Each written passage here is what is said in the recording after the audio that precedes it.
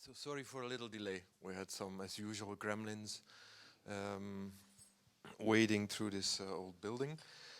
And in the background we have a few scribbles that I tend to make when I'm thinking. I don't think that much, but I have my clear moments in the morning. And when I do, when I have a thought, I put it on paper in my sketchbook and then I scan it in and just show it to you. That's all I do with these little drawings or scribbles. And they're very diverse in thematic, because I suppose that's the way I work. In a way quite chaotic, but somehow also programmed like a computer. So it's a strange practice I have, in the sense that I have no plan, but I'm through the years of working with computers and with digital imagery, I became ever more also into the logic of digital imaging and of course computer programming. And I've been, so we have tonight, thankfully Martin Germann could come from SMAK, with whom we will have a word, a few questions later. But I will start with a short, or maybe not so short, introduction into some of my thoughts. Not immediately related to my work, but indirectly, actually, quite linked. And most of the thoughts I put on paper are actually coming from studio work, not so much from books. I verify stuff intuitions that I have only later. And really, since a number of years, I was quite interrogated with a change in practice that we did at the studio.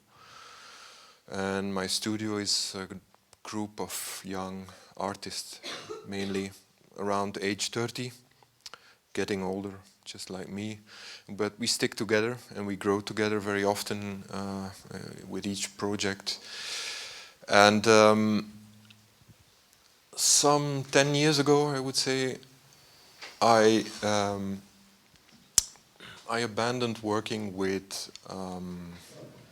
digital photography and collage making, which was the practice up until then. And I ventured into, through one work, it's titled Travel. It's a short film in a forest with a pretty banal soundtrack. And the soundtrack was actually at the origin of the idea. But by working on that piece and by discussing through all that material with my assistants, I learned a lot on what I feel is, I would say, a transition or a change into a future of image making. And my field of interest is, of course, photography and the camera.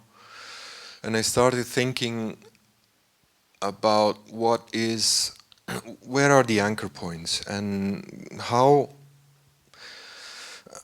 should we look at what we do with the camera in an age where the camera is eclipsed by information, and where the metaphor of our eyes as a camera no longer really hold ground.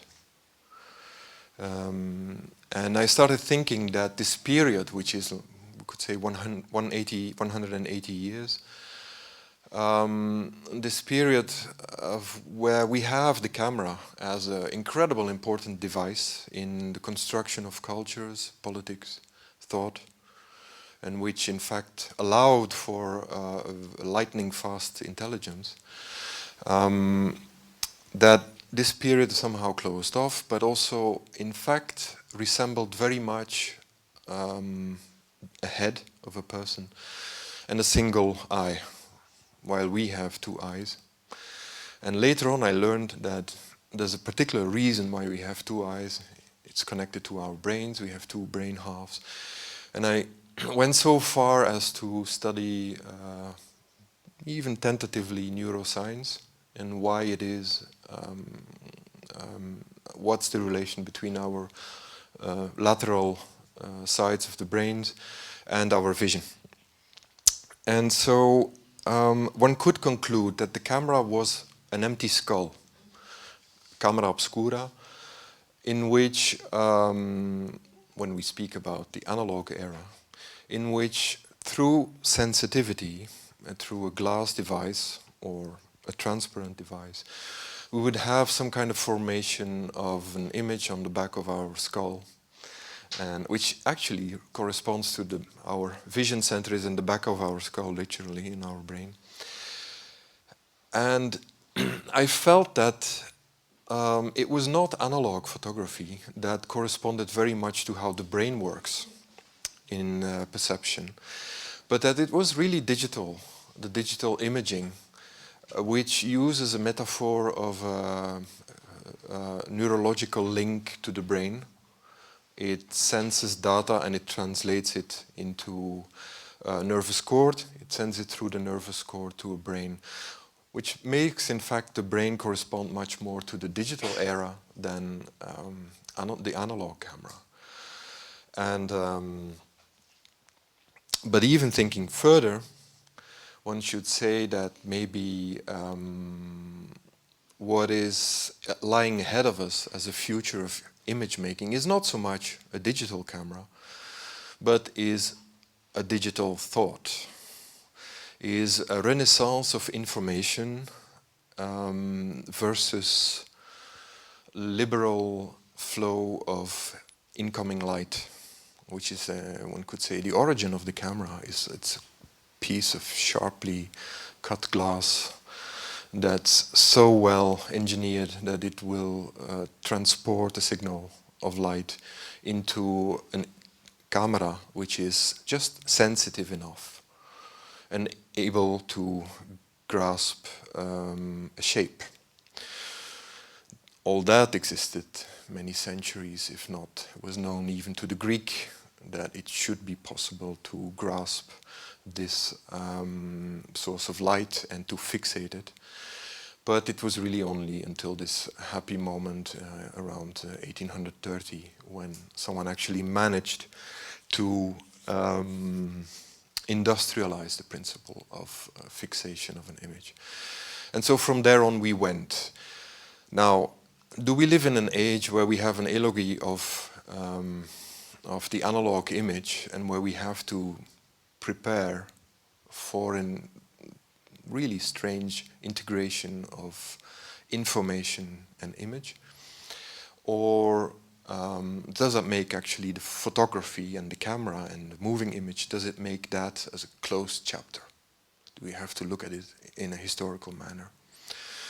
And I realized from my own practice that since my early days, basically since 1996, that what I had been trying to do, and the reason why I was so much in love with digital, and why I never worked analog,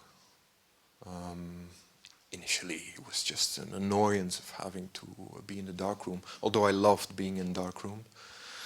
But then when I moved to the moving image, it was just, I had enough. And I really had a dream of capturing an enormous amount of images and storing them on a hard drive. And we really speak early 1990s, so that was not yet very common.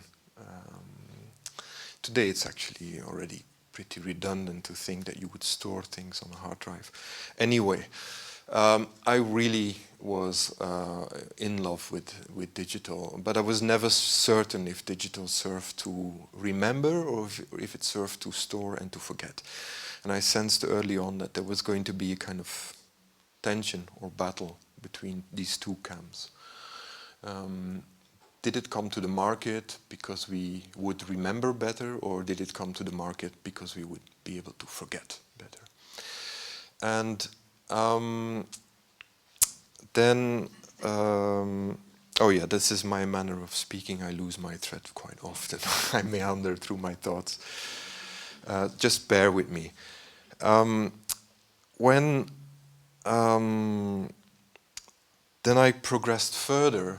I noticed that, in fact, all I was really interested in was in looking at my own artist practice as someone who had gone blind and who would work exclusively from memory. And if someone announces to you, or your medic announces to you that you will go blind, and you have some time to prepare, I guess that would describe what I have done in my career quite apt. You would not go into overdrive, but you probably try to grasp the most simple phenomena. And I always stuck to the most simple phenomena, which were, as some of you know, wind, sunlight, shade, all these things, all these events that happen with or without you existing. So things that would go on every day as the sun goes up and as the sun goes down. And that became really my material. The strange thing is that I worked ever more profoundly into the digital realm. And I of course abandoned the digital photography and the digital camera altogether. And I started working with what we call information images. Images which grow from concept, from thought, from experience, but also from a lot of conversation, from a lot of talking. And I think, I'm quite convinced, in fact, that what we stand in front of in terms of image culture is an ever stronger integration of speech and vision, where upon one point, hypothetical point in the future, we're perfectly capable of switching those two around and of being again entirely blind, but seeing through speech.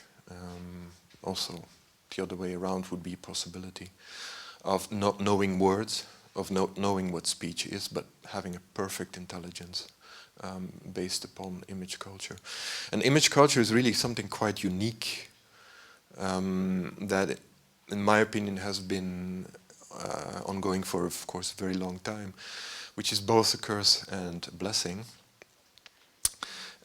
but which has generated what I would say is the intelligence of the proletariat, is the intelligence of those who do not know how to define history through words, but do actually understand history very well through images. And this is a particular intelligence which is lightning fast and which has incredible challenges for people who actually have to define the course of politics and decision making, etc., because everything is image culture. Well, anyway, and that led me to. In fact, I really swim from one pool to the next when I work, and it led me to think also about our relation to computer thinking. Because if we accept that we are, I would say, descending, but maybe sucked, we could use many images, sucked into or actually joining the computer, pretty much the way wolves joined man 8,500 years ago, that we would say, instead of resisting, we should probably better understand and collaborate, and that we would become some kind of unity. And I don't mean a silly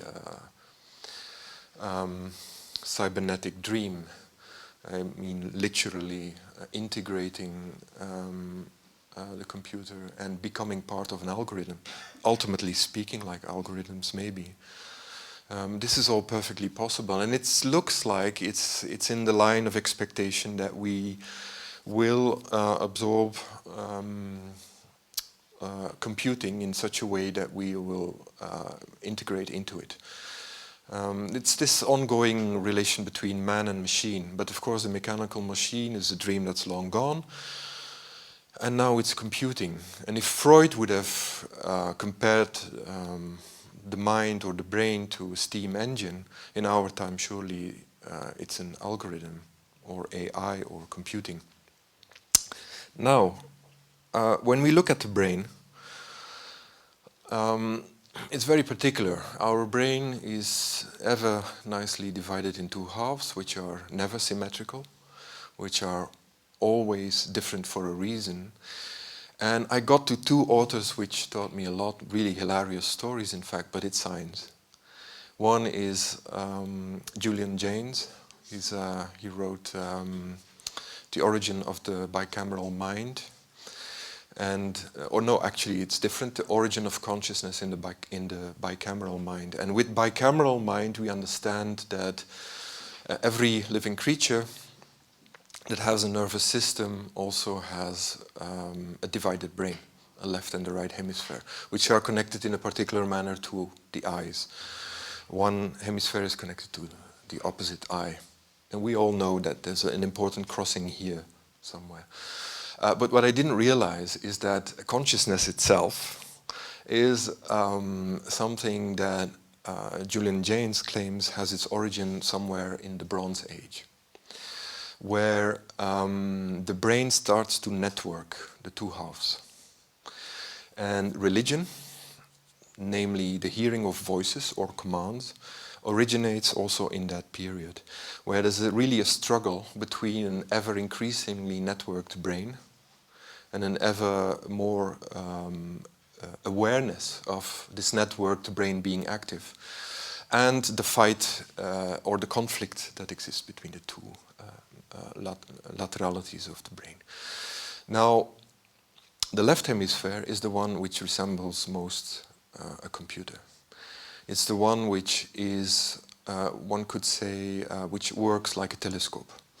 It's made to detect food in the distance, and it's probably at the origin of our conception of the lens, and nearing distance objects into our own vision, field of vision. While the right hemisphere has an entirely sort of devil's advocate role and plays caution. According to Ian McGilchrist, a neuroscientist who wrote a fantastic book, The Master and His Emissary, some 10 years ago, I believe, we have a tendency in our culture to rely too much on the left hemisphere. And if you think about it, it would make a lot of sense, because we are so dominated by computing, so dominated by criteria. The problem with the left hemisphere is that it's entirely happy with its own self. It doesn't realize that it has a problem. It doesn't realize it's not networked enough to the right hemisphere. And the right hemisphere is that part of the brain which, through evolution, helps you not to be eaten by other predators. So this is really the origin in our brains. Is one side looks for something in a distance while the other scans the 360 degrees. Now maybe you can sense that when I speak about 3D imaging and about synthetic images, the way I have been making them the past 10 years, I noticed some weird appearances, which many people working in the field actually acknowledge. Is that we are in a situation, if we simulate a camera, where hypothetically the camera is everywhere in the world. It could be anywhere where there's a person, an author, that has the vision to record an image. So one could say the camera is really quite a liberated device. It's completely empty. It has no political purpose. It doesn't have any coordinate system. It doesn't have a particular role, and it really, all it wants to do is, or all it ever does, it grasps an image and basically promises a world around it. Now, the coordinate system upon which simulation is dependent, we could think the Euclidean or the Cartesian coordinate system, the three axes, x, y, z, is where simulation happens. This is a place where nothing is liberal. Nothing can go where it wants to go, where every little pixel or every little point in space has a determined place. The paradox of simulation in image making is that it would appear to be liberated while it is actually commanded. And this is where I find that we're probably looking towards a future where we have a much stronger integration between what we see, what we observe, and the commands we get. Now, I know this is all a bit abstract. I'm throwing at you things that well, have required at least half a year of thought, if not more, for me to understand anything about it. But it does inform the things that I do. And you can pick any example. When I made 15 years ago, I would say by now, the Bordeaux piece with the actor Josse de Pauw, which was a repetition of short films, about 75 short films, where the actors were depleting themselves over the course of a day in real time, and where the weather and the sun and the light and the shadows were actually the real actors in the background. I realize now that I was in fact at that time already busy with a struggle between a spontaneous movement of the passage of time and that which is made by words, which is of course acting and speech. And there was a kind of fight. I was trying to feel in what way I could make that backdrop speak louder than the actors. To pick another example, a work which I made much more recently, which is, I abbreviate at Olympia, but which is in fact has a title of Olympia, the real-time disintegration of the Berlin Olympic Stadium over the course of 1,000 years, which is in fact a computer program, and which in a very different manner, in a much more radical synthetic manner, has as its subject matter again the background. Vegetation. One could say it's a techno-hippie work in the sense that it's extremely technological. It was really the product of, one could say, an autistic mind that can only evolve in the repetition of the same thought over and over again and make minimal combinations, which basically is what the computer does. It gets its entire universe out of zeros and ones. And so it's always a matter of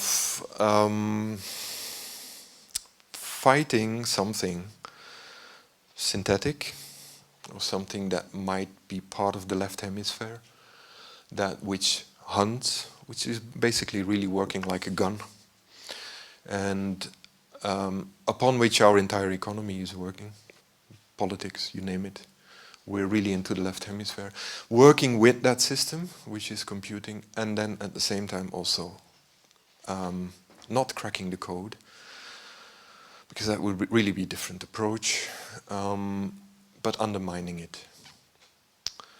Maybe not so much undermining it. I was never a fellow keen on conflict. I never believed in the logic of the internal combustion engine or in the logic of war, where eating would generate life. In that sense, I'm profoundly a digital guy. I believe in discrete change, in change that happens without you noticing it. So that's my universe, in a nutshell. It's a bit much. And then there's another thing, this last image, which you have here. That's something I discovered quite recently, but I was puzzled in when I heard people, very often artists, but also in the realm of politics, going exclusive. And I was wondering, why is it that we have to have phenomena, among others identity politics and identitary thinking, in a time where we're supposed to have integrated really many chapters of our history which lie below us, or one could say behind us. And why is it that it would seem that there's this ongoing confusion, which really resembles a confusion among computers, or computer language, or computer programming, where speech is no longer a matter of experimentation, but becomes a matter of law, and where the signal of a particular word could cause a scandal, and where actually people do not really recognize that language has not as a role to signify something, or to explain something, or to be the token of something, or a thumbnail of something, but actually language has much more often, when it's rich, the function to say something else than what it said. So why is it that we live in an era where we still call postmodern? Somehow postmodern thought seems to have become exclusive and excluding. And I discovered this guy, which is really a figure from the 1990s. He's called Ken Wilber. Nobody knows him here, somehow, you know. You might have heard of him some. Once upon a time, he wrote a book that, strangely enough, the Clintons referred to later on, which was a brief history of everything. Initially, he wrote a history of everything, and then it appeared to be too difficult, and then he wrote a brief history of everything. And he threw up this idea that postmodern thinking, or that basically stages in evolution of consciousness, always have a tendency to exclude the past. And that when you're a successful human being, when you grow up healthily, what happens is you actually integrate the early stages of your life successfully. And those stages are, among other, the magical, the mythical, the modern, or rational, and then the integrated, which is sort of a stage of postmodern thinking, where the difficulty is you're not allowed to prioritize one thing above the other, because you really have to look back and forth through all the stages. But that's what a healthy human being would do. He would not regress to the magical state, he would not regress to the mythical stage, he would not regress to the modern stage, but he would integrate those. And I was wondering, why is it that integral thinking is such a difficulty today, and that there's so much exclusive thinking, which I'm hopefully later I will be able to link up with computer logic. But I'm not quite there yet. This is something really recent. What Wilber is saying is that he says the modern era, the postmodern era, and the ethnocentric era, which lies below all that, really have we all have it. We all have those capacities in us. We all have the capacities to think racially, ethnocentrically, rationally, but also all-encompassing. But we just don't always manifest it. And the difficulty is, he says, is that those stages have a tendency of cutting themselves off from the rest. And this is what happened to postmodern thinking. Thinking, which begins with Foucault, Derrida, etc., really originates in the early 1960s, comes to a point where it knows it better than everybody else.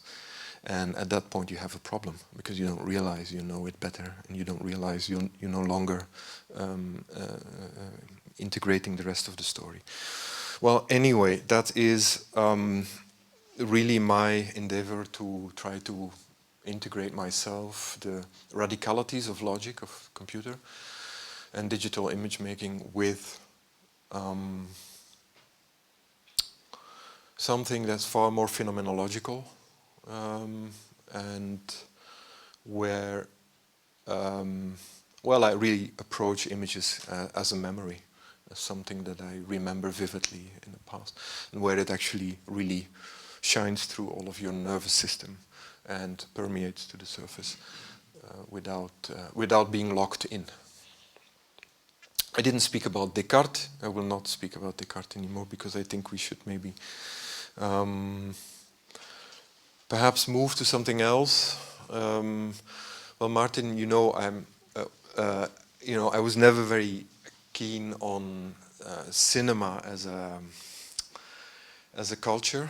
I always considered cinema a waste of time, and I remember that Gilles Deleuze once seriously attacked people who were in that mindset. And I never really wasted a lot of time with cinema, but contrary with photography, I can spend my entire life. So I'm one of those people who has very little patience with moving images. I know this may sound paradoxical to the slow work I make myself,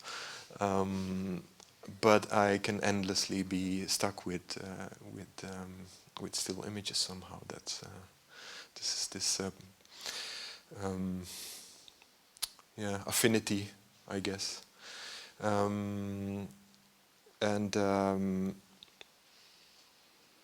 Yeah, I don't know. Do you have if? Should I come to you? Or? Yes, I think maybe you should grab a phone. Yeah. And is it working? Yeah, it is. Yeah, hello. I'm also here. Yeah, thank you very much for this, let's say, bunch of thought flowers. You were kind of, which create your practice probably, which from very, very different areas, from science to art. But there is kind of one thing I read in the introduction text of your lecture I found remarkable, because you speak about, or you also said that, you speak about the end of kind of photography in a way. And in a way, we live in a quite hysterical time, I would say, especially if we talk about images, because you so often, the MoMA uses words like bloodstream, like all these rhetorics which are very extreme and which really kind of exploit the moment in a certain hysteric way. And also in that sense, I think your work is quite clever because it's so slow. There's some kind of deceleration. But nevertheless, I would like to ask you first, if you say the history of photography comes to an end, to which history you refer? Well, it's provocation in the first place, of course, because the history of the photograph does not come to an end, but there is a confidence system that comes to an end. And I think we shouldn't forget how important this confidence system has been.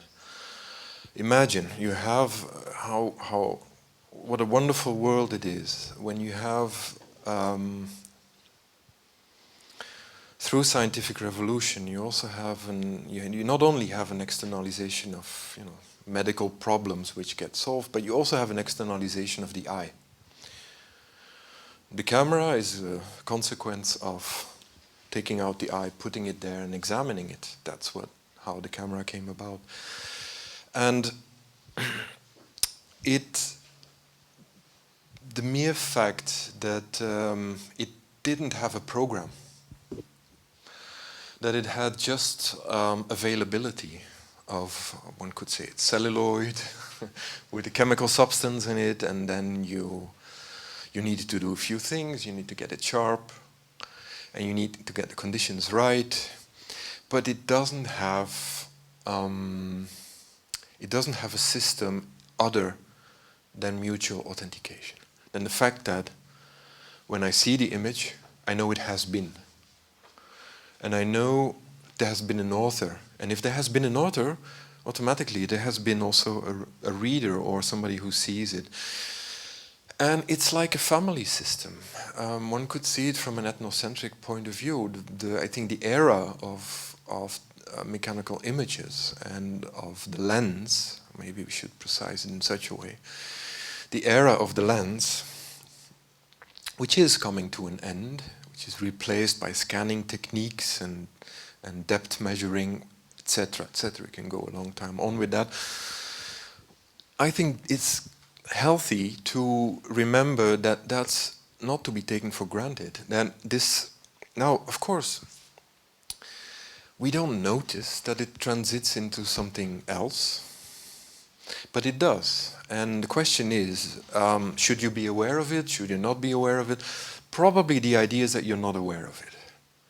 And that we should say that, well, photography, the camera, it's this medium of communication. But it's more than a medium of communication. It's a medium of confidence. It's a medium through which you build a world. Imagine if you have, as scientifically and medically is possible in a really simple manner nowadays, if you could send signals to your brain. It is actually possible to see vaguely through direct signals through your brain and through a lens. What would that mean? Would that mean the disintegration of that confidence system? And I sense that yes, in that sense, the photograph or that system that employs a lens is a closed-off chapter, because there's no longer that automatic authentication. And we have to, of course, examine everything we see, everything we say, everything we write, much more thoroughly before we send it out into the world. There's a hypersensitivity. It's like when you mentioned the bloodstream, it's not a coincidence that biological references are used to information streams. I think it's a very commercial idea behind it, because it's a form to naturalize image streams, and those ones who earn money with it, they are for them it sounds very good if it's a bloodstream and if it's not some kind of just a cascade or a technical operation going on. However, there's a lot of, and you also said that your lecture would start a little theoretically, and in fact, yes, there was some kind of theory, and I could sense a certain glimpse of Wilhelm Flusser, I have to say. Can you maybe talk a little bit about your, because he's the one who said the apparatus is totally, you always make the same image. It's impossible to make a new image because there's the apparatus and you can never get behind the apparatus. You said in your word that you want to undermine it, right? If I forgot that, does that relate to Flusser, your role as an artist to undermine the apparatus? Or I think although Flusser really recognized that there was going to be a system like the internet, an exchange system like the internet, when he, if I understood him well, when he referred to the apparatus, he did still refer to kind of closed off box of certitudes, yeah? And the fact that you automatically you're automatically beruhigt, in German, that you're automatically pacified by this thing that is essentially based upon light coming in. And I think the reason why, I mean, he couldn't have known that, but the reason why I did like to refer to my work as a system of, or thinking into terms of dark optics. It's really probably the metaphor as when the shutter has stayed closed and when the neurons actually send different signals to your brain, not via your eyes. In that sense, we really don't look with our eyes. And it's interesting to recognize it, that because somehow we're still in the religion, or we're still in the ideology that our eyes see. Our eyes don't really see. It's our brain that sees.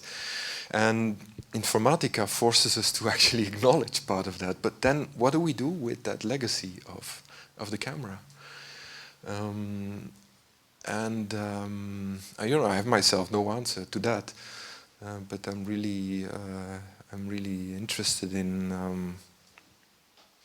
And I'm kind of, hopeful I do see a profound integration. Of course, when you look at people like Jean Baudrillard, and this is really only 25 years ago that he came really to the fore, or 30 years ago maybe, and already we couldn't speak about information the way he spoke. It wouldn't make a lot of sense. There's a lot that has, in fact, gone into a bloodstream and that has gone into a cloud. But there are increasing. This is something that I'm also always find in a way has a certain beauty in it, in the metaphors that we use for the internet. When we think of it as increasingly as a cloud, but it's absolutely not there in the sky. This is a sort of religious leftover. It's really, in fact, in deep hell. It's very hot, and you have to cool it down. So if it's something, mechanically it's there. And the thing is that synthetic vision is full of those reminders of biological reality, isn't it? Another question, actually, I would have, and that's also to pick one flower out of your bunch, because you said something about the intelligence of the proletariat, which I found very interesting, which you kind of acknowledged. That I got from Flusser. Yeah, but still, to go one level further, and then we could also go to Negri, maybe, to empire, and to maybe some kind of masses which suddenly emancipate themselves to another understanding of images. And that's maybe kind of a very global question. In how far what's your role as an artist in that kind of process? So, or how do you translate thoughts like that, which kind of in a way give a glimpse of political liberation? How do you translate that into work? And maybe we can also then, because there was the wish to switch a little bit to works and to get a bit more into works. I mean, it's never about the direct transfer from theory into work, because that's some kind of a 90s dream, but still your work seems to be influenced by that, so maybe we can go a little bit in that matter. It's not really influenced by theory. We're both getting gray a little bit, and I a little bit more than you do. I waited a long time before I'd ever attempt to integrate theory into my thinking. It's artificial. it's all just black, went actually. to the hairdresser. Yeah. So did I.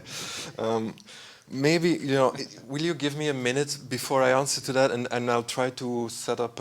maybe we can sit down also. Yeah, we could sit down. That's good. Then I can video jockey, hopefully. Because we are on... we shouldn't forget that we're in some kind of plan B here. How do I go back? So if that doesn't work out with the images, because I'm playing straight from the internet, we'll see what happens there.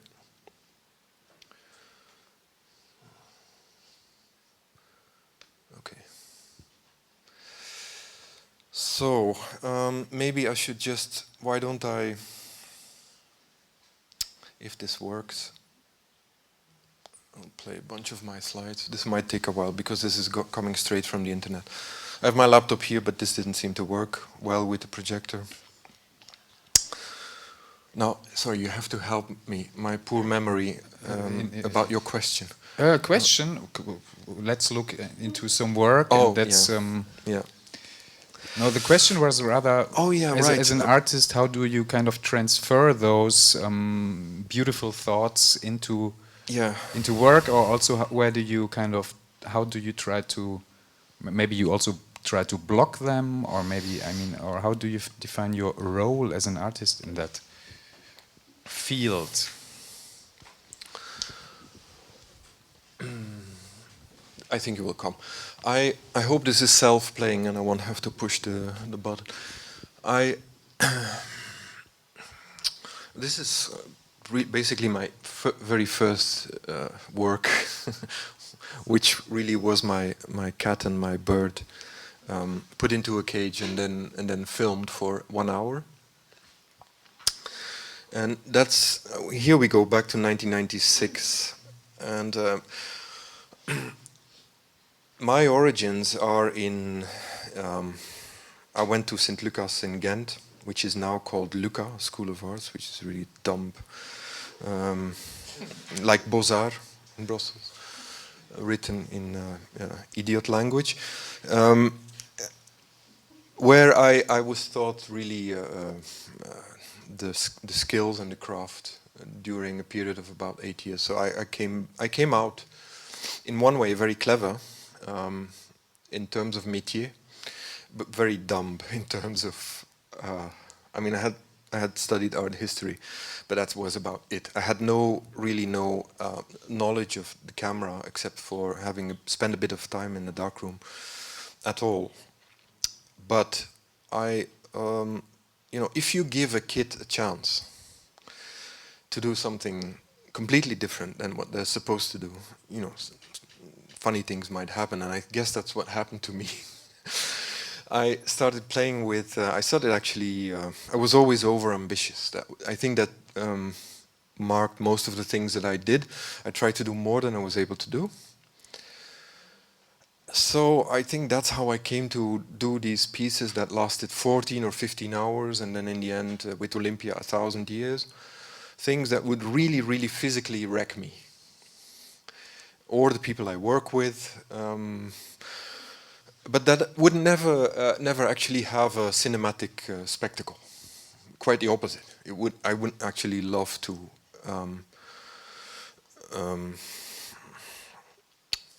upset people with the slowness of it. And so I really was like. But on the other hand, you didn't really upset people because they also were confronted with something they very much know, which is basically painting. Yeah. I mean, this is a little bit because the rhetorics you use often, and this is a word, I don't know if you deliberately circumnavigated it in saying kind of photography and information, but I think there's a lot of, let's say, like we can say about a lot of Ghent educated artists, or maybe I should be careful here, but there's a certain painterly flavor, or am I wrong? The thing is, so I avoided. You're right. You're absolutely correct that I deliberately avoided. It's a trap, and I think if it's integrated, it's of course completely valid to talk about it. Problem is very often that it would seem like there's this hypothetical person that's still looking for a genius painter, which would do it with contemporary means, that's the trap, or it's part of the trap, is that you would be then a painter with new technology. We should not forget that chapter has long been, or that territory has long been taken in by cinema, and there's a lot of very high work out there. So when if ever, I would have traces of a painter, it would really be, I would say, bits and pieces or things that have been thrown in the trash bin, probably. But it does try to, I mean, you're right, I mean, there is a sense that when you have an image that belongs to the culture of the camera, and then all of a sudden, it doesn't really belong to that territory anymore, the exclusive territory of the photograph, neither, or the cinema, or the moving image. That there are questions of deceleration that then automatically become associations with painting and with, we sad to say, also moralistic tendencies, and where in fact you're really it's a mess. But it's true, I did spend most of my frustrated young years as a draftsman, lithographer, and of course as a painter at one time. But today I consider painting as well, once upon a time I used to speak it as the Dawn of the Dead, where you could shoot them as much as you liked, but they would get up again and they would paint again. And then and then later on I started thinking about painting as actually more recently as kind of reservat, natural reserve, where people that have a lot of money, buy a ticket and come in, are allowed into the natural reserve, and they're allowed to shoot a few geniuses for a lot of money and then bring them as trophies back out. But you'd have, that's a not very nice way of speaking about painting, by the way. But I don't really mean it that bad. I could say, I could go on, you know, in the same manner about cinema. But maybe I shouldn't do that. But you wouldn't feel offended if someone would call you a digital modernist.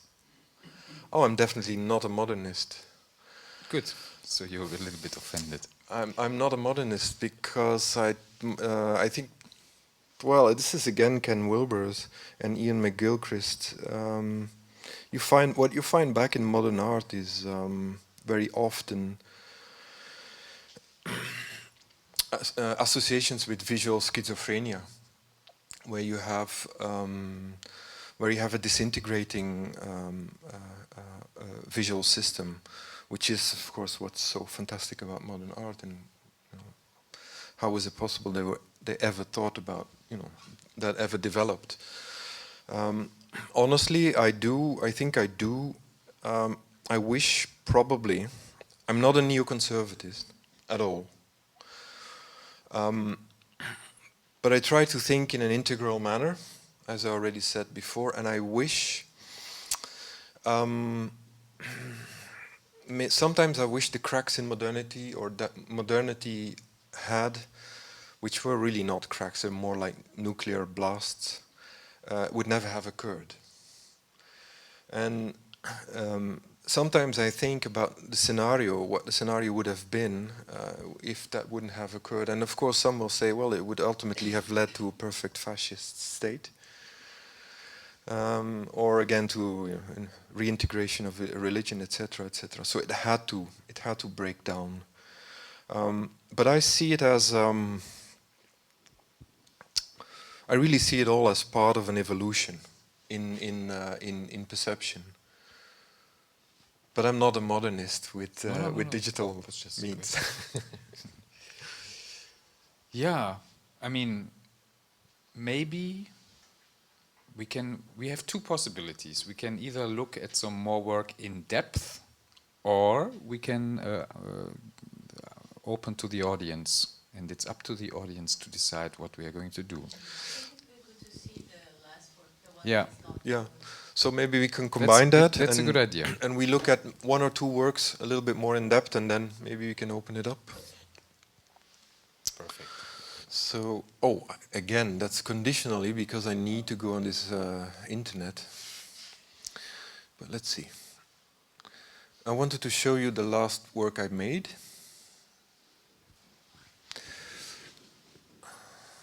Should be there somewhere. It's really still unknown because it's ready now, but I'm never ready. I keep on working for, even today I was working on that piece, but people don't notice that I change so much. Here it is. It has really a rather stupid title. It's called the Confetti Piece because we didn't find a title for it. But I realized actually yesterday only that it was about finding an equivalent for the pixel.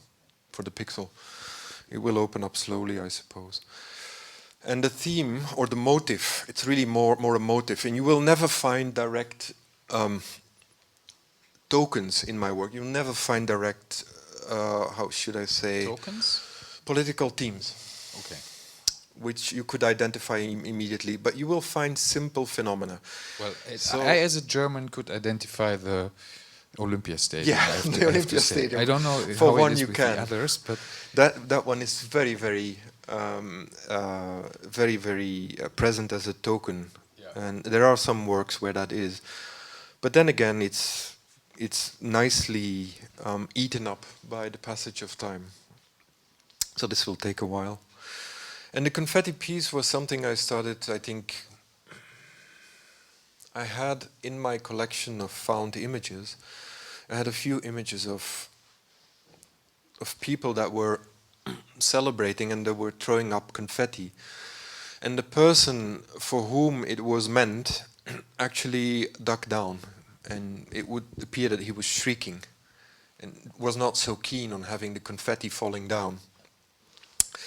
So I started seeing this confetti as a weight, as something that actually has a weight, and that's not necessarily so light that it would keep on floating in the air, but it actually could really also work as a hammer. But only yesterday I realized that there was really another motive in the work, which is the pixel, breaking up the light, which is really quite theatrical in the work. So I worked on it from the year 2015 until the year 2018. It became a double channel projection. It's two simple silent color screens, and it lasts for about 18 minutes. It doesn't have sound. Can we see an excerpt, or does it? I'm afraid that will be hard, because that's going to be hundreds of megabytes that I have to download from the internet. So we have to stick with the stills here. So there's a certain very slow movement of. Exactly, and you have, well, you know, sections of a heavy moment, the older works, or the quiet shore with the quiet sea. It's really that structure. It has a slideshow of quietly ongoing different stills from a single event in time. And is it from some kind of? Can we recognize? Is it U.S. American Donald Trump? It's very recognizable in one way, but in another not. way it's quite sort of abstract. Yeah. Because yesterday someone who saw it for the first time said, "Oh, it's French, a French celebration." I realized, yeah, of course, with the tricolore, which in my sense was actually really only, I wanted it to be maybe a reference to which in a way something connects baroque, nice maybe, to the hysteria of the moment. but also to history, and to, hysteria of the moment is of course always. I mean, that's, if you're an artist, you'll always have that. You'll always be married to, whether you like it or not. You know, it's always going to be there. And then I always answer, well, I started it in the year 2011, but no, that of course doesn't help. You know, when I made my crashing airplane, and I showed it the first time in 2001. You know, people would associate with the Twin Towers, and I said, well, I started it 3 years ago, but of no use, such argument. So the motive is really very vertical, one should say. It's all about this confetti, which is incredibly light, so light that it is really only going down very, very slow. You can hardly see it falling down. And almost like a painter, I would say, I wanted to explore the how digital confetti, because this is no real confetti, of course, this is absolutely simulated confetti, but you'd be surprised about how good simulations work. We can go on another evening about that. And also your team, I guess. Yes, who's basically simulating the confetti. Well, there's a lot of conversation in that process, of course, and I really wanted to break up these theatrical lights that are there in that room. It's actually more like a courtyard, and someone's giving a speech and there's applause, but there's actually nothing to be heard. It's really this succession of images. But then, as the work is really all about light and happiness, and really happiness is taboo. I mean, if there's one thing taboo in art, it's happiness. This isn't it?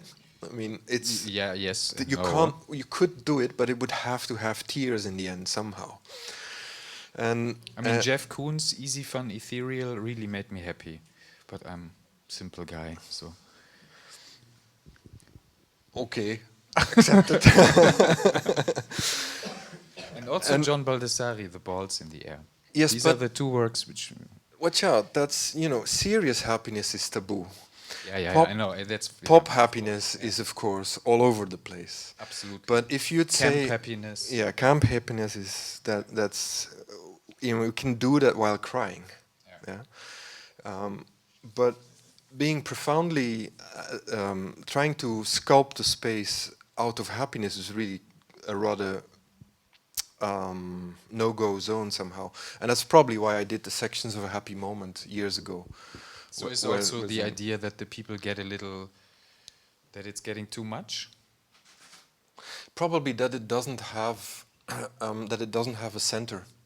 Okay. That it's that's what you have when you applaud. You look somewhere, but it doesn't really have a center, and there's no particular event other than applauding or having this silly moment where everything is fragmented. Yeah. But there is a black hole in the work, which comes at the end, not surprisingly. And when I mention black hole, I should really watch out because I'm politically being very incorrect. There's a small black boy, which is really the only figure that's of color in the image, which is otherwise all about white people and his parents. And in my piece, the black boy becomes the one who's hiding away from the confetti and shrieking a very loud scream, which is unheard, of course, because it's a mute piece. So there's a number of very digital, but also very, one should say, also very lived, very sensorial, leftover somehow, signals that come together in that work. What interested me very much is the potential accusation of the moralizing factor of black and white, and how this is of course why I'm interested in exclusive postmodern thinking. We are better than the other, because this was of course the motive of the work. But the little fellow is hidden quite well in the image, and really I don't know actually if even I have stills of him here. And I would never, if I would be in a, behind the desk and having the police inspector asking me, what really, did you want to go towards the little black boy, or did you want to go towards the feast of light and the disintegration and the reflection of the confetti, the light in the confetti? I could never answer which of the two directions they would be. All I know is that they had to be opposing directions. They had to be directions that would normally contradict one another, and that in no spatial temporal room could coexist. This is really all I know. That's the only intuition, again, to refer to the relation between thought and work. It's really the work. The work precedes the thought, but the work is the thought. I mean, any artist will answer you that, I think. Is that we only get so far by really by thinking.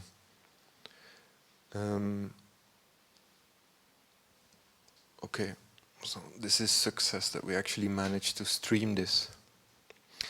So what I did is I put everything in, I would say it's a mise en scène, but not really, because I didn't really have a plan. I just invited a lot of people in my studio, about 100 people. I looked at them, I looked at their clothes, I invited them to be dressed up for a party or for and then we started inventing things, and I started to kind of get their gaze upwards and see over the months of during the recording what came out of that. And the objects that you're actually seeing are objects, they're not the actual people. These are 3D versions of those people. Which I'm very keen on getting close to the emptied out body, which I find really the zombie is... well, we can go on for another hour about simulation and the shell. This is the last work? That's the last piece I made. Oh, that's the very last one. That's the last one. Just ask if you say it's like, no, I can speak louder. That's like, so you mean the people you scanned with a 3D scanner and then applied the scanning tone back? Yeah, Okay. actually I scan them with the camera. I scan them with a system with 45 cameras. and it generates a lot of data, but it also generates a skin. And then ultimately, and you know, the interesting thing is that these techniques bring us back to really old techniques of painting, which are Renaissance in origin. Which is, of course, makes that a good simulation brings back in the best way the old. And that's the little fellow, but of course I'm showing you a perverted version of the work. This is not really. So I might maybe give you a little bit of a glimpse into how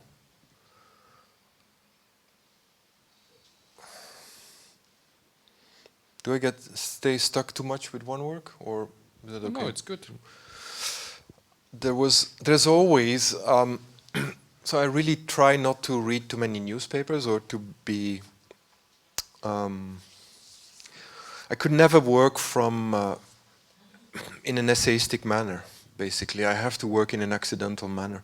And that means finding situations like this one. And this image was one of the so-called origins of the work, which kind of led to the idea of the piece. That's usually how I work.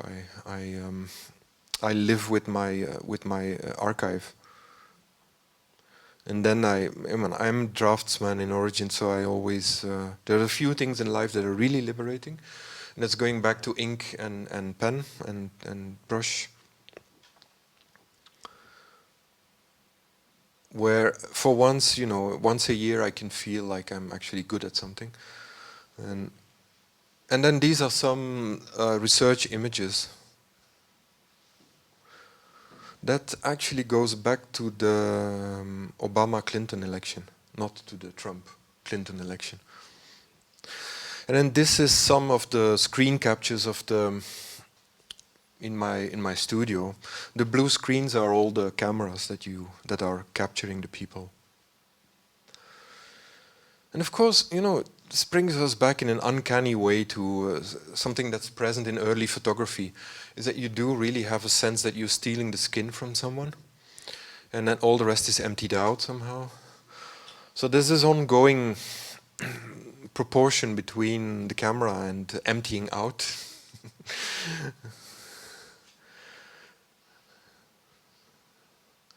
People really don't know. You know, I got in trouble once when I shot the Algiers sections of A Happy Moment, which was including a lot of people from Maghreb countries, including Algeria, Morocco, Tunisia, and they saw a big cross in the center of my scanner.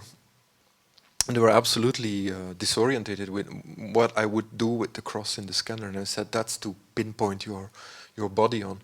It doesn't actually have, it's not a religious token at all, such as these things. But people are in absolute isolation, of course, in dark optics. That's of course one of the main threats, is that you are alone. And I mean, this is alone, although we may think this is connecting us, but this is very much alone. And it makes out of cinema something really... but that will be an interesting question for generations after our, which we still grew up with we picked up a landline telephone and we kind of put it away, and then we were maybe eventually alone. And I'm always asking myself how, what is that alone for people who were born kind of 15 years ago or 10 years ago, but maybe that leads too far. But I think it will be very interesting to where do these people, where do they find these necessary kind of places of aloneness? Because I think it's a very basic need. But maybe we can finish that part here with a very classical question. And what are you working on now? I'm working on two pieces very concretely. One is, well, you may have noticed that the Confetti Piece goes back to older ideas and work. And the new piece also goes back to older ideas and work in the sense that it's It's about an airplane which is being under construction in a huge aircraft hall somewhere in the United States, and it's dated in the year it's between the 1940s and the 1950s, and it's really it's a work that will exist in real time. So it's not a film, but it's something that's always changing. So like Olympia in a way. Like Olympia, but simpler. It's not as, not so suicidal like Olympia in terms of logistics and programming. But there are two guards in the construction hall, and they do nothing. They really spend their time, and it's night time. It's really quite dark. There's just hundreds of neon lights lighting up this hall, and you have this sense of emptiness. With one cross in the middle, which is that airplane, which is like a definition of future. Yeah, it flies very fast, but it's essentially already an old airplane. It's redundant in a way. Not the Concorde. No, it's not the Concorde. It's a four-engine McDonnell Douglas B-54. It's a transport aircraft. But it's being polished, and the engines are not finished. It doesn't really have it's full of wooden constructions around it. And like the Confetti Piece, it's in fact, one could say it's a study of materials, digital materials. It's a study of aluminium shining at you. It's a study of neon lights, concrete floor, pieces of wood, but they're also dated. And the factor that outdates them, that brings them back to the now, are of course the sound of the feet of the guards. Whenever they move places, and they move places according to a program, but they really look kind of random. Does it always change, or is it one script? It always changes. So it's a little bit like Ian Cheng, younger artists, where the work is in constant. Possible, but I wouldn't know. Flux. I would say maybe it's a little bit like maybe a bit like some of the films of Stan Douglas, maybe, where he tries to work with alternating factors. And then, of course, there's a moment where it all repeats, but there's always in a different constellation. But essentially, it's of no importance, because what they do is they sit down and they stretch, they walk around, they say a word to one another, but you hardly ever see or hear what they're saying. But when their footsteps, of course, is the punctum in the work, one could say. The footsteps is what indirectly binds you to the image, because you are in the same museum space as they are in, except that they're in an aircraft facility and you are in a museum, but you're both in an old place somehow. So you're both in a place which is, not being employed by the economy or by war or by anything else, but which is a space that comes after spaces or before, such as the museum or the construction hall. And the other work I'm working on is, does it have a title? Well, yeah, we call it the Wildfire piece. It's about a forest which is on fire. And again, I think it's very much about digital materiality, or maybe not digital materiality, because that could be something else, but really about materiality or the sense for matter in the digital era. Maybe we should say it like that. Like, this is what's constantly changing. It's like, how do we biologically relate to digital? How do we relate to something that's becoming increasingly synthetic? And I gathered a lot of images of a forest which is on fire, up to the point where I started loving the fire, and I kind of discern a certain pattern in the fire. And then we're now at the point where we are simulating fire, which is not easy. It's because it's like Baroque, it goes in all directions.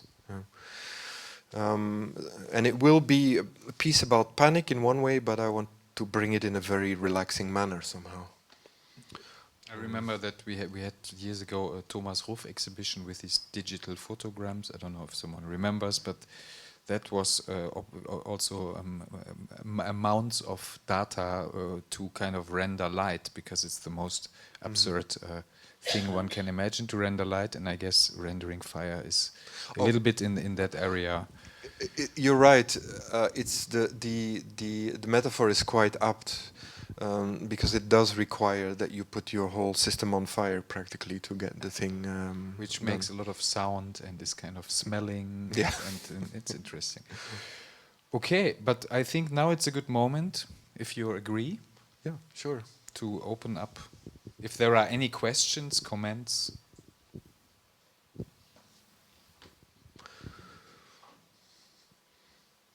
I realize you're all very intimidated to ask anything, but Maybe I start with a question, because the beginning was very hard to follow, where you connect the biological evolutionary way that an eye is constructed and how the information that comes through the eye is processed through the eye, and then finally gets into the brain, where indeed it is already known for a long time that the eye itself is part of the brain, actually. But I did not understand quite how that description, the evolutionary biological description of the function of the eye and the brain, now directly relate to the way you see your own work. Oh, it's, I mean, all of these objects, including vision, really are small discoveries for me. And what I got interested in that chapter of in perception is that actually the right eye does have, in fact, quite a concrete computing function. And just like the right hand is the grasping hand. And that I was actually trying to give a place to computing in physical realm, and to try to find if there is something in the brain, and there's a relation between the right hand, the right eye, and the brain, that actually, one could say, resembles computer thinking. No, computers don't think, but which resembles computer logic. And so, to my surprise, there is, and that's where I got where I mentioned, in fact, it looks more like a kind of justification in the aftermath of what you're doing. Always. Oh yeah, never.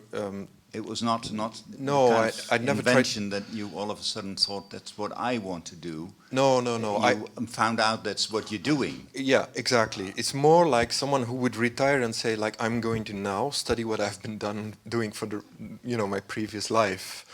And I think it's, it's not an, personally, in my approach, I've seen a lot of artists doing the opposite direction, or the opposite path, and I never thought it was a very good idea to do so, because the relation between your thinking and intuition is very tricky. Yeah, but it's true in both ways. Yeah, Also, yeah, absolutely. in the way you do it, it's Totally. the same Yeah. kind of risk Yeah. that you are. So it's really a rediscovery of things that have long been lived, in fact. And that's how I got interested. So I just, from time to time, I encounter bits and pieces of which you say, there's just a little part of the chain that I should try to grasp. At the moment, like really just this morning, I wanted to make a small drawing about the relation between quantum physics and digital imaging, synthetic imaging, but I'm obviously not ready. So because I just had the idea this morning when I was looking into small films on YouTube about the double slit experiment. But there is a relation as we speak now, because I'm just meandering always. What you did instead? Between, I didn't do it. I just wasted my time. But maybe, probably better I didn't do it, because the drawing wouldn't have been very successful. I don't quite grasp it yet.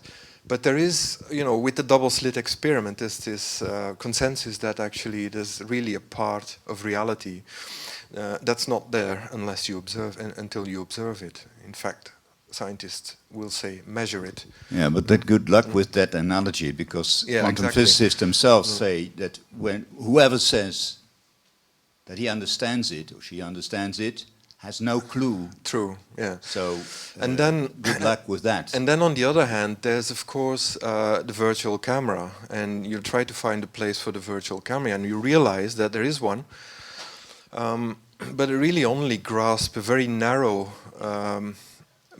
it really only measures, literally, a very narrow environment around it, and all the rest temporarily does not crystallize until you move your attention to it. So that was just one of these thoughts, out of which, a little flower will be added at one point. So that's usually how I think.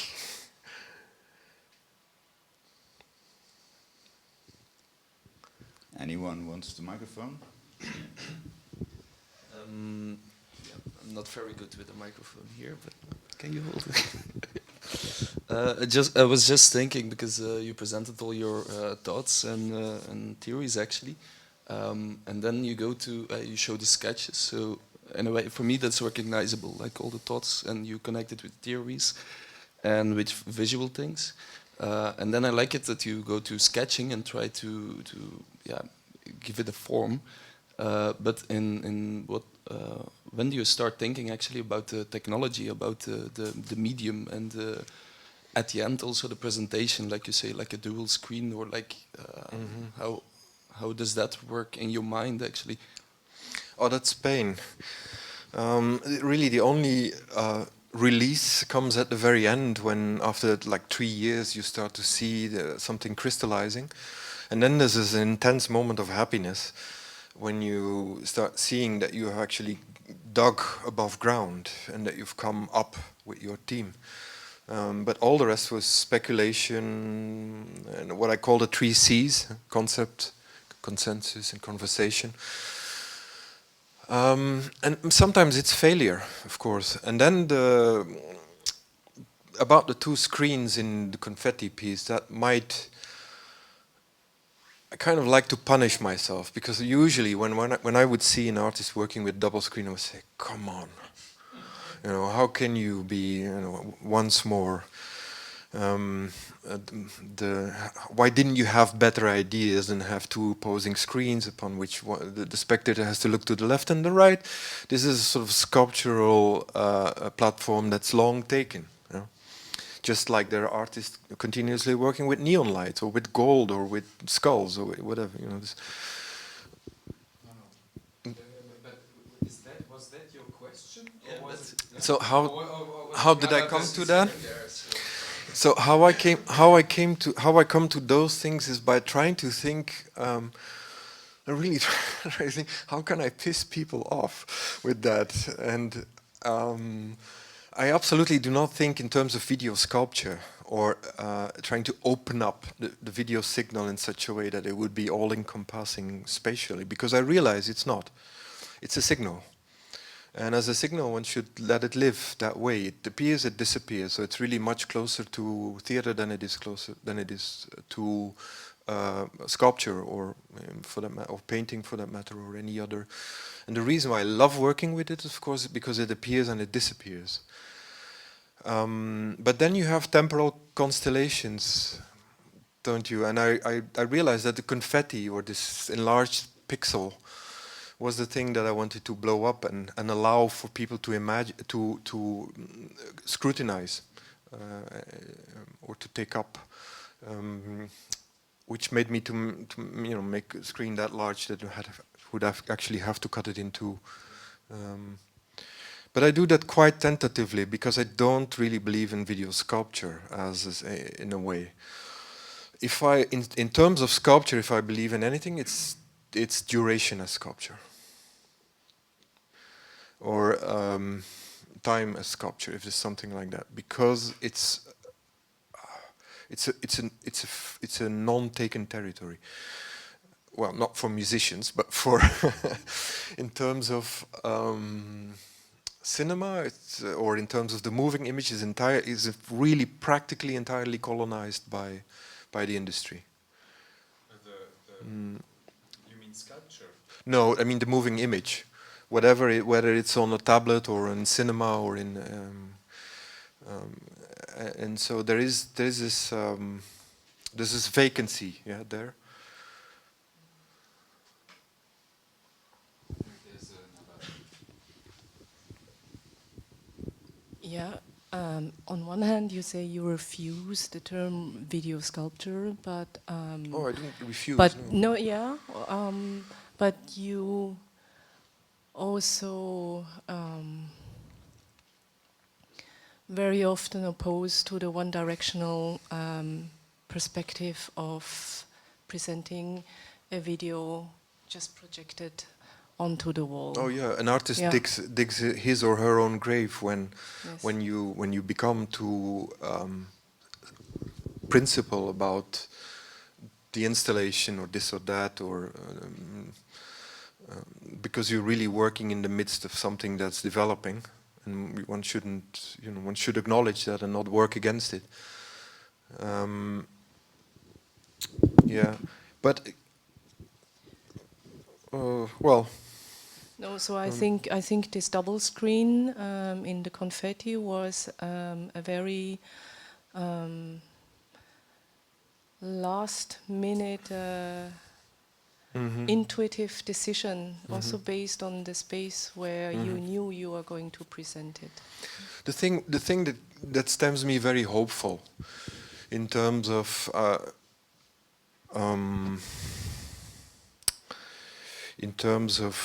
thought is that even if it were true, even imagine hypothetically that we would lose the capacity for vision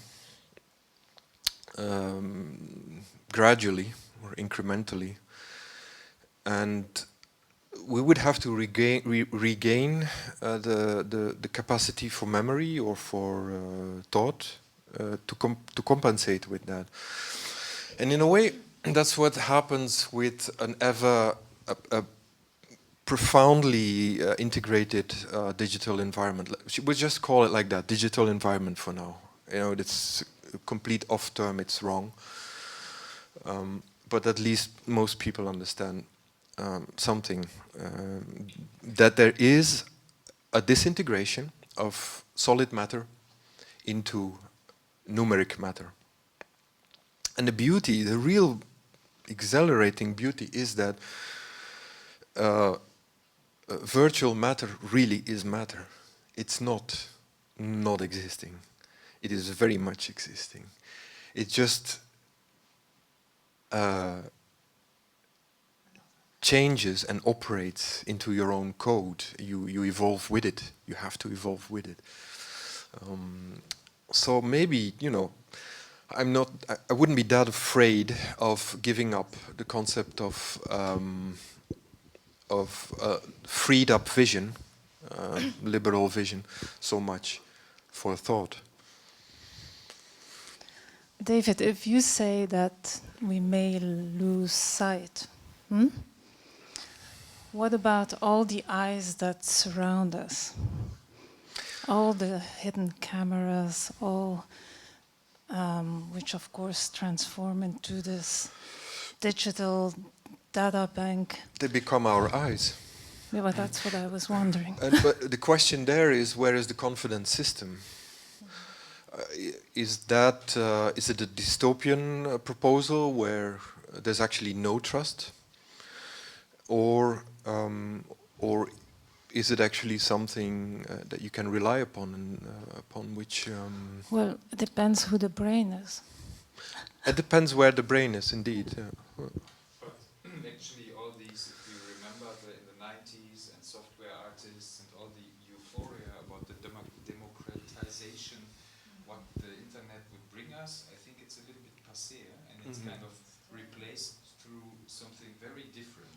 A nightmare. Yeah, from nightmare To hell. so. But that's always the revenge of optimism in that sense. You know, if you are in love with that future, you know, it's like being drunk. The next day comes along sooner or later, and you're left with a terrible hangover. So if you are in love with that which you're working with, then you have a problem. You have to understand its many faces. Yeah, and in Europe the people seem to be very sleepy because they are. But what's going on with virtual reality? And is that something you would be interested in integrating in your work or reflecting upon or working with? Because in China and in the Emirates they invest way more. And the Avengers. And the Avengers. Well, I think it's being integrated. It's just that, I mean, if we say it brutally, it's just that it's a little bit hard to. That's the emission-extramission theory, which is very old. It's very hard to put goggles on and to have a very closed system linked so narrowly to your brain. It will be far more efficient to operate directly into the brain, of course, but also into information. I think information is crucial. And so we'll have to just embrace programming. We'll have to embrace and integrate part of that culture into us, which is happening whether we like it or not. But I tend not to speak too much about it because it's very often brings us to all the scary parts of how fast and how quick and how radical and how we don't have any more grasping. The thing is, do we have a confidence system or don't we? And also, I think essentially you're an image maker, and your art is not kind of like forensic architecture or like these these kind of more recent tendencies also amongst artists and also maybe amongst some sitting here to really embed the work into life in a different way, right? In that sense, you're an image maker, or is that a bit too less for you? Well, as usual, the answer would be, or will be, I work closely with my enemy. Yeah. I collaborate very closely with my enemy. Which is? It's a little bit. Who is your enemy? My enemy is radical computing. And what is radical computing?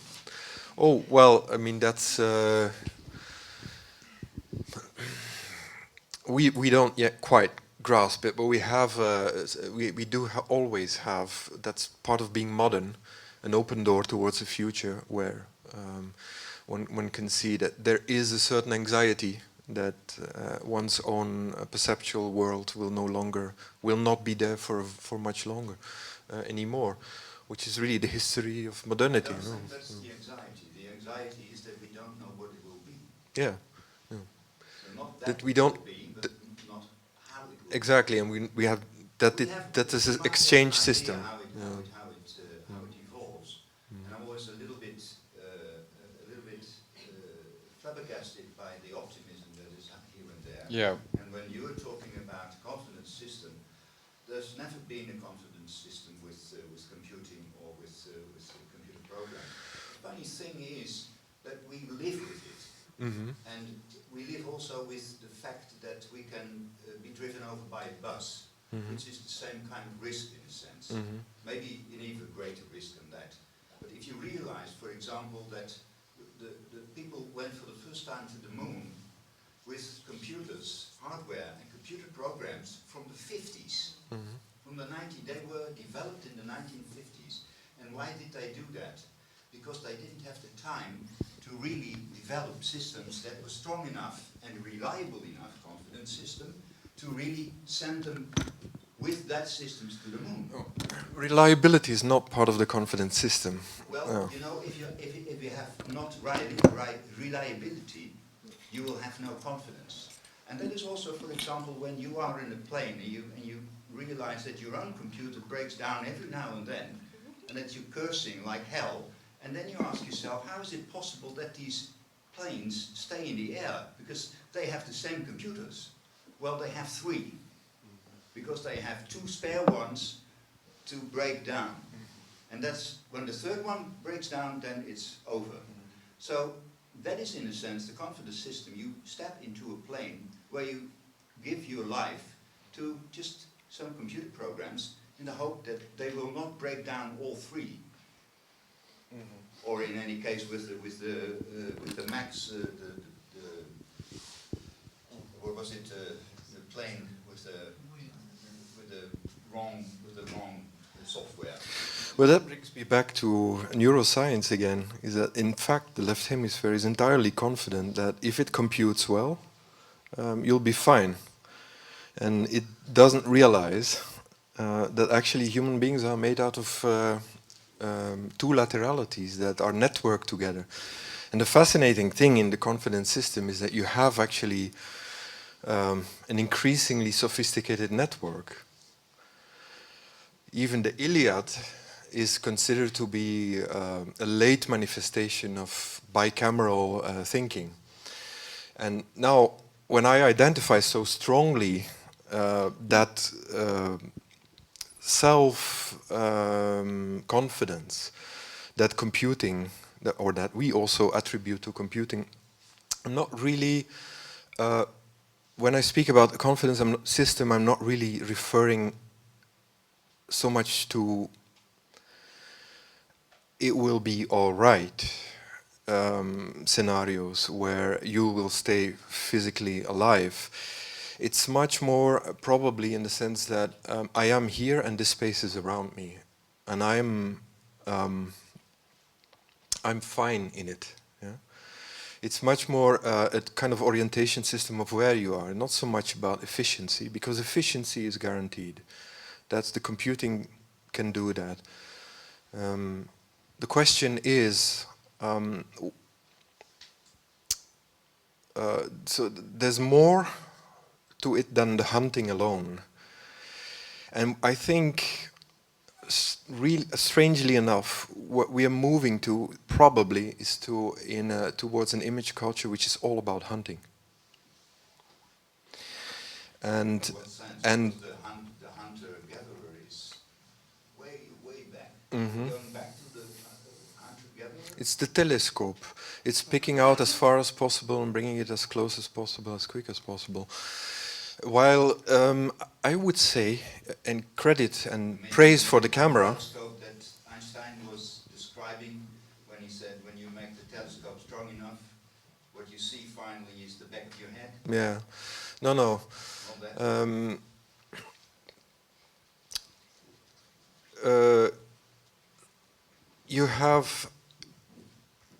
You have that logic, which is perfectly fine on its own.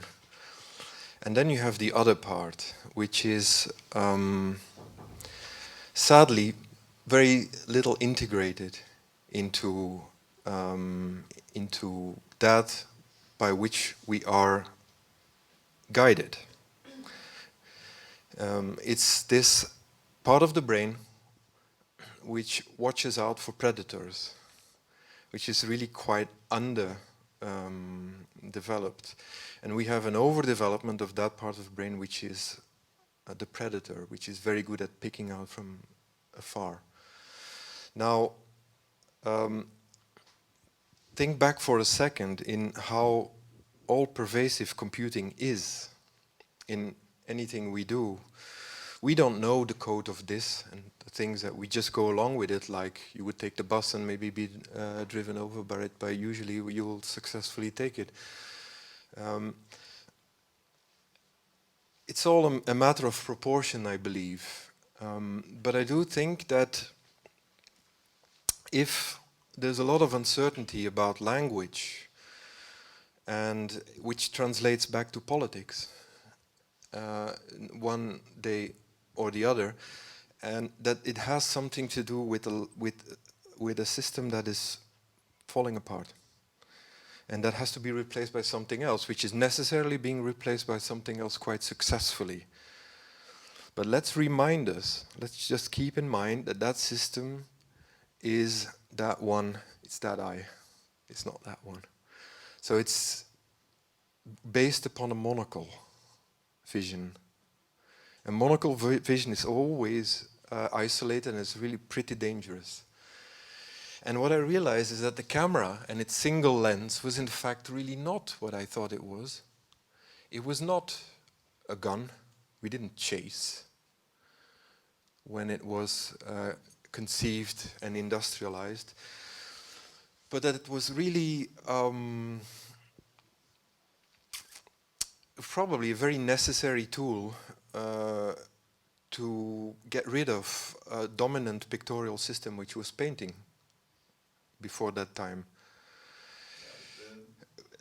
which had, you know, developed already with the camera's clear eye in the 17th century. sure, So yeah. That's the process of externalization of vision, which is you know, comes with the scientific revolution. I don't know enough of this stuff to really talk about it in a sensible way. But I thought that we have two eyes to see depth, and as hunters as well as prey, in order to know where the danger is or where the prey is that we're hunting, we need two eyes. That's the reason that we have two eyes. Exactly. And you can't say, in my opinion, that you only have one eye that is the predator eye. No, Because when you take the other eye away, you're nowhere. I agree with you, but the other part is dominant. The telescopic hunting eye is dominant. Yeah, but dominant over what? Over the 360 degrees. So basically, what we are 360 degree viewers. We look around in panoramic manner, but we do have hunter eyes. We do have eyes that see in depth, of course, also see broadly, but our eyes are quite focused towards forward movement and prey, and that's what makes the particularity of the human brain is that it has these two capacities, and if it's successful, it recognizes both. Yeah? And I essentially used that as a metaphor for the way I see my own practice, as someone who's limping forward in 100% computing, and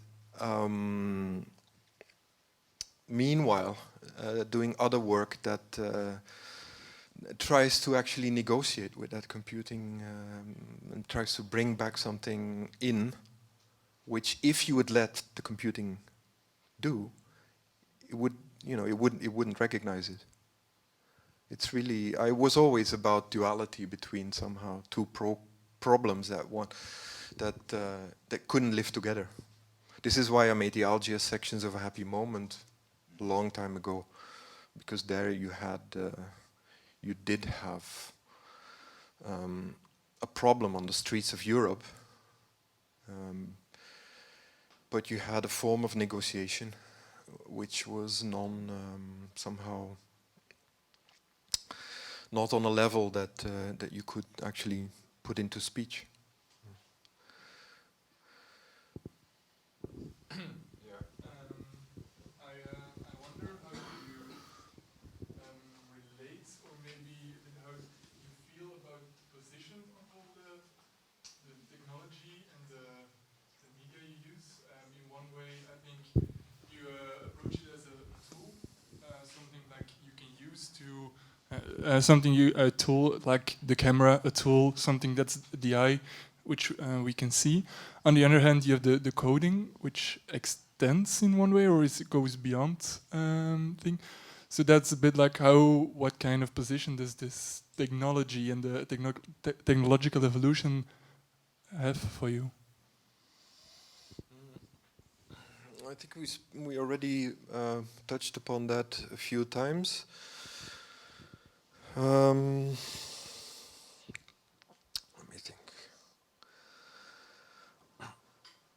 I don't think, you know, if you are in the as an artist, if you are in the matter, if you are deep enough in the matter that you work with, you're absolutely unable to say, I use this for that reason. Because it uses you, and you use it. And that's when, in my opinion, when it's successful. When it's unsuccessful, or when then you can say, okay, I think this way, so I'm going to look for this solution or this solution. That's sometimes why I make works that would seem a little bit incompatible with one another. A few years ago, I had an exhibition at the Showlager in Basel, where I showed Olympia, and a few miles away, I had another piece in the same city in Basel, at the Art Unlimited, which was the Pure Necessity, with the remake of the Jungle Book. And that was quite problematic for me, because it would appear that this was the work of two different artists. But sometimes it's just like that. You follow an idea, and like a program, I'm faithful to it until I would say got to the bottom of it, or until I come back above ground with it. And it doesn't really matter what shape it takes on. For the Pure Necessity, I had to found an entirely new animation studio, because no one else would do that animation for me, and I had to find young skilled draftsmen to animate the whole film for me. So I don't find the ideas, they find me.